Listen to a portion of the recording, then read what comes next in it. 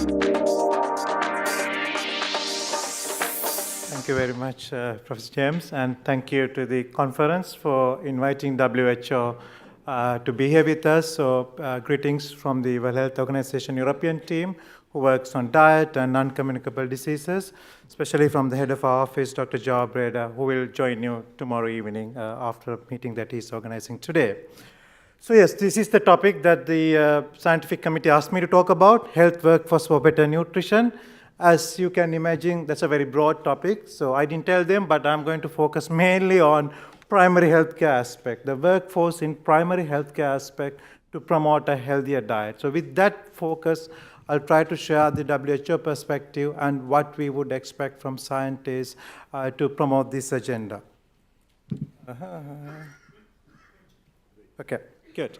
So when we work on a specific topic, first, as World Health Organization, we need to have a mandate to work on it.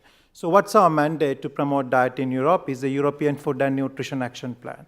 Do we talk anything about workforce or primary healthcare level, food and nutrition, diet promotion? Yes, we have a very clear objective in our action plan, which says we need to have guidance on appropriate nutrition counseling and weight and monitoring management. So all the 53 member states in the region unanimously adopted this. So in terms of the mandate, yes, it's there. What about the evidence? Most of the evidence for non-communicable disease prevention, the most cost-effective policy interventions are packaged, called best buys. So if you Google WHO NCD prevention best buys, you can get this document. And in that document, we classify what are the most cost-effective interventions for each risk factor. So for reduced unhealthy diet, one of the most cost-effective interventions is nutrition education counseling in different settings. So yes, we have the recommendations from our evidence team. This is a good thing to do. We have the mandate politically, we should do it. But you all know in reality how well this is happening at primary healthcare levels and in our community. So we have some challenges, and it has been recognized. We work with our primary healthcare office in Almaty in Kazakhstan to understand, do we actually use it? And this document really tried to address some of these current situation, and it clearly defines that this is underutilized. That means we are not using the full potential of our primary healthcare workers and the settings to promote diet and healthy diet. And why? That's the big question. What are the challenges we have? And if we had a time for a discussion, I could have asked from all of you, in your opinion, what are these challenges? I'm sure you will come with a very long practical list. And that could be different from country to country because our primary healthcare systems are different. Where we train our workforce is different. And there are different challenges, but also there are some common themes. We had a meeting last week with 15 countries in our region in Istanbul, and we talk about this topic. This is some points came at that meeting. I put for this slide to talk at this meeting. Lack of dedicated clinical guidelines and protocols. Now, WHO has some guidelines, but in each country, the GPs, the nurses, the dietitian have their own source for guidelines, right? They have a place to go to. If that place doesn't have this guideline, they don't get disseminated around to the workforce. And sometimes it's not contextualized. And the other question is, although we have evidence that, yes, this is a good thing to do in primary healthcare, sometimes in our countries, the primary healthcare workers challenge it. They say, oh, this evidence comes from this high-income country where our GPs are only seeing 4 patients for the whole morning. I see 200 patients in my clinic in the morning. I have no time to talk about diet. And this is when the evidence doesn't come from the reality, from their context, they don't accept it in the same way. And then the inadequate implementation strategies. We might have the greatest policy, we might have it in the country, but they are not implemented. I'll talk to that, I'll touch upon it in later. And then, of course, regardless of the dedication, they don't have enough resources or the time. And this is not something GPs can do on their own. We need the nurses, dietitian, the primary healthcare workers, everyone work together. And if we don't define the scope of workforce for each role, we don't get this formula right, so it doesn't work. And then the poor patient health literacy, and there are different ways to talk about it. And one of the challenges is if patients don't value it, then the GPs don't give it because they want to make sure they are pleasing their customer in front of their seat. They are using their time effectively.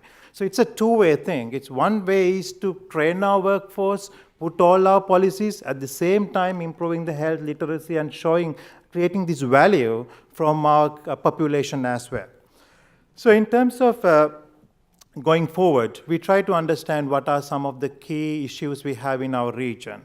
So this is, again, you can see where the evidence comes from our report. It shows that majority of the GPs are not confident in providing nutrition counseling at their settings. And I know they spent 5 years, 6 years in medical school. I was trying to remember how many hours I had in my medical curricula to really train me to provide this counseling. I'm thinking about 4 or 5 hours probably for the whole 5 years. And then do they expect us to be confident to do this to every patient that comes through us? Probably not. And so this is the main issue, and how much do we really spend on building our workforce? And then the other issue is, even if we train our workforce to do it well, if we don't have mechanism to recognize that while they are working, then it will not be sustainable. So we really have this issue about payment mechanism for services, especially among GPs for these preventive services. Countries asked from WHO, what's the model we should adopt? Unfortunately, there's no one model we could recommend, and evidence is very weak and patchy. At the same time, we recognize that we are not going to find one simple solution which is appropriate for all the countries in Europe. It will be context-specific, but we need better evidence, and we really look forward from scientists like you to understand for each setting what would be a better way of recognizing the services. I don't think payment is the only mechanism. There are other ways of recognizing the services that primary healthcare workers are doing, but we need to prove that they are working, and at the end of the day, they deliver what we intend to deliver from our guidelines and protocols. And this is a key area that is interest to WHO, so from the scientists, that's an area that we want to work with you and expand further. I talk about lack of guidelines and protocols. So WHO has a process of reviewing the evidence and developing guidelines, very rigorous methods of developing guidelines. One of the guidelines I have put is how to address diet and obesity among children in primary healthcare settings. The next step is how to take these guidelines and contextualize into the countries and settings that our GPs and primary healthcare workers are working. That steps, there's a huge lag, sometimes 5-6 years lag, to get it to the primary healthcare workers. Countries don't have to go reinvent the whole wheel. You can easily start by existing WHO guideline or another neighboring country guideline and contextualize and adopt it within 1 year process. But we need to make sure they are available for our workforce. And then we look at where can we promote unhealthy healthy diets, or where can we address the obesity as settings. Looks like evidence says that community settings are much better than the private dispensaries or GP surgeries in terms of promoting healthier diet. For smoking cessation, very clear evidence, GP surgery is a better place. But for diet, looks like the evidence shows when primary healthcare workers reach the communities, and when they work with mothers and community groups in the communities by demonstrating these skills and how they do it and work as a group talking about challenges and provide the peer support, it's more sustainable. So that's another part that our primary healthcare workers might not be actually reaching to the effective setting, and we might be trying to do things where we feel comfortable rather than what's the evidence shows or what's best for the population. And then another issue is, can we really make a difference? Yes, there are systematic reviews which shows we can make a difference through primary healthcare intervention, especially for fruits and vegetables, fiber and fat, even longer term like 12 months or even beyond. Yes, there's little evidence that suggests we can do it, but then the question is how we do it. That's the question that countries ask. Okay, we adopted your guideline, we adopted your policies, but this is not taking place. How can we implement the policy? We have the policy now. We have sent it to all the directors, health directors in the regions, but it's not happening on the ground. If we look back to evidence, what does this systematic review say? We don't have any confident way of talking about what are the strategies to implement evidence. This is a real challenge. I want to come back to this question at the end of my 20 minutes again. How can we generate evidence to show that policies can be implemented? And that remains a challenge for WHO when we provided technical support for countries. WHO Europe has started a process to collect information from all our member states, how they manage diet and obesity. We are mapping the pathways of the services, how do they refer patients, and what are the roles of different healthcare workers, and looking at whether they're actually addressing, reaching all socioeconomic groups in the countries, questions like that. This report will be available probably early next year, hopefully give us some insight. And also we have some training for GPs in countries that we have organized with the Royal College of General Practitioners. And this is a slide from that. One key message is we need to use all the settings that we have, not just primary healthcare setting, all settings, communities. And I was not going to talk much, but I was tempted by our keynote speaker's comment about men's health. Yes, men all over the region have a higher mortality, and for the first time we published a report this year, WHO Europe report on men's health. You can look at that. There's a section on diet, and at our regional committee this year in Rome, we adopted a resolution by all member states, a men's health strategy, first time in WHO. And Ireland has shown great leadership to WHO and really pushed WHO to come to that, and they have shown some leadership, how the government can adopt a policy to really address these risk factors among men. It's clear, actually the diet or obesity prevention services delivering at primary healthcare settings are not sustainable for men. We see the evidence. And there is some evidence that when you recruit men at different settings, such as football stadia, the interventions have been more sustainable. But then GP says, we don't have enough resources to manage the patients coming through my door. Are you asking me to go and wait at the football club? So we need to rethink our service delivery. Our prevention systems have to think what is working for the population. But yes, I was very happy to hear about the men's health and the risk factors. We really need to address them, bring up on our agenda if we really want to reduce our overall mortality in the region. Now, role of primary healthcare. What we say is, yes, at all healthcare settings, use the opportunity to promote healthy diet and reduce obesity. Brief interventions, use the opportunity, even if they come to take for cough and cold, for asthma, but use that opportunity to provide the brief intervention in an interdisciplinary manner and a deliberate communication strategies. These are some of our key training that we provide for the primary healthcare workers from our package. Now, yes, we can say, okay, we know how to provide brief intervention. It's 5 A's, very easy. Let's train all GPs on that. It's not simple as that. This brief intervention is only one small piece in this puzzle. Right? We can train our workforce on brief intervention, but then what is after that? When someone's coming and if after 3 consultation, if they have not changed their behavior, what do they do? How do they get further support? Who's funding that? What's the referral mechanism? What's the follow-up? If all those pieces don't come together, we are not going to see any impact on at population level statistics or our mortality rates. Now, this is not only a challenge for diet or fruits and vegetables. We have brief intervention packages for tobacco. We have a brief intervention for alcohol. Now the new package came last month for physical activity. What we are thinking is, if we go around training all the GPs how to provide brief interventions for fruits and vegetables, next week another team will go and train them about alcohol and another team on tobacco. They have no time to deliver these services rather than attending this training. So we really need to take an integrated approach. First, building the core competencies we need for motivational interviewing, screening, and then put our icing on the cake, like what's about fruits and vegetables, what about alcohol and tobacco, because we need to look at the population as a holistic approach, not just by each risk factor that's interest at that time. Yes, for that, our workforce is the key. I was very happy to hear early this morning about the medical school curricula. One part is continuous professional development for the existing workforce through short courses and CPD, continuous professional development courses. Second part, more long-term game for us is future workforce. How do we change the curricula?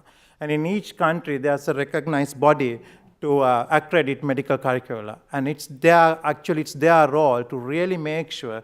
Now most of the medical school use this outcome-based approach to develop their curriculum. They first define the outcomes that graduates should be able to do. And the outcomes are now, it's agreed in the medical education world, needs to reflect the societal needs. We saw from the slides from the keynote speech that how important diet is in terms of improving our societal health, our population health. If that is a societal need, if our GPs if our medical graduates are not trained to deliver that, there is a gap between the societal needs, what they expected from the curriculum and what we deliver. But the challenge is medical school really like to put things that they can demonstrate, that they can assess. These skills are difficult to demonstrate or assess at the final year, 5 minutes for each medical student.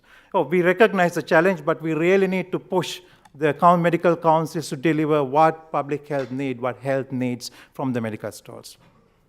Finally, I come back to my question. I talked to you about the implementation, the importance of the implementation. Our region, we are very proud to say, have the best scientists. We produce best science around nutrition and chronic diseases. Right? My head of my office, Dr. Jawabreda, is opening a meeting this morning about breastfeeding. Right? Think about breastfeeding, fruits and vegetables, fundamentals for a healthy life. I don't think we have any disagreement around that. But our region is the lowest in the world for breastfeeding, right? Despite all the great science we have. And we are not proud to say that. So it really forces the challenge of producing science and getting it into practice. And we have a big gap that we are not able to address through our existing methods. I showed you the earlier systematic review, which look at the ways to improve implementation of policies. And that systematic review said we don't have any good evidence to suggest that. That means the randomized control trial, within inverted commas, the gold standard evidence is not really helping us to answer some of the questions we have today. So we need to think a different approach, how we translate this good epidemiological research, this evidence, into policies on the ground. So WHO produced this guide for implementation research, and I invite you to look at that, and also the new paper which came out last month from David Peters and Sally Theobald about the role of implementation research. It talks about the differences, the trade-offs, the rigorous versus usefulness. We need scientifically rigorous research, but also it has to be useful sometimes. And people think when we're trying to make it rigor, sometimes the usefulness goes away if we try to control everything. Real world is messy. It's not a controlled intervention. And then fidelity versus adapters. And then the generalizable. We are looking for research which we can generalize to the whole world. No, the payment mechanisms in each country is different. How we train GPs are different. How we organize our primary healthcare system is different. We need context-specific evidence to understand how things work in this country, this region, so WHO can share that examples with member states. And then the incentives for researchers. We understand that your university's value when you get a randomized control trial published in the highest impact journal. But as I mentioned, for WHO, when countries ask support from us to tell them how to implement these policies, we don't have good evidence to support the countries. So we really have a gap there, and I really hope the scientific leadership will recognize the implementation research as important contribution to science, and also provide incentives for researchers who take that line. So some characteristics of implementation research is they are real world, real time, multidisciplinary, and method demand-driven. This is the question. Countries ask, what can we do? We have the policy now. We know the evidence. We want to do it. How to do it? We need evidence to address that. So my challenge and my request for all the scientists around the table is let's focus more on this. And then once you know something that works, do a research about how to adapt this and how to scale it up. That is also important to us, rather than another RCT which talks about what works. And how part is very important for WHO. So WHO can only work. We are an evidence-based agency. We are a technical agency, thanks to the science you produce. So we always thank all the researchers for your hard work. That's how little by little feed our work and our work to support countries. But also when we have a gap in the science, we tell you we work with you to build that gap. So I'm very happy to work with you, and my team would be very happy to hear more about how we could address this issue. And thank you very much. Please get in touch if you have more information about the implementation. Thank you again.